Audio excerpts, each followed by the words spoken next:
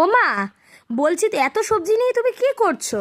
আজকে রান্না বাড়া করবো তো, আজকে 25 জনের মতন খাওয়া দাওয়া হবে। তাই আজকে বাঁধাকপি রানবো, লাউ দিয়ে ডাল করব। ও, তা বাঁধাকপি আর শুধু লাউ দিয়ে ডাল? না, আরও হবে, সোয়াবিন হবে, আরও অনেক কিছুই হবে। বাহ, তাহলে তো আজকে দুপুরে খাওয়া দাওয়া একেবারে জমে ক্ষীর মনে হচ্ছে। হ্যাঁ, আজকে অনেকেই খাওয়া দাওয়া করবে, 25 জনের রান্না, বুঝিস না, অনেকক্ষণ টাইমেও লাগবে।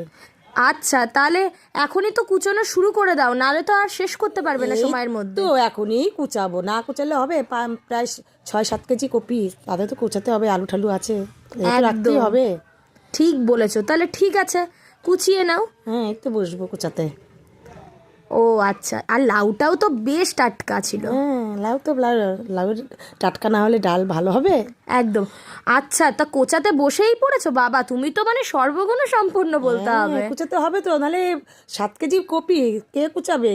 আমি কুচাচ্ছি, আরো মামিরাও কুচাবে, সবাই কুচাবে, আমি একটু বসে পড়লাম, কেন রান্না করতে তো যাবো।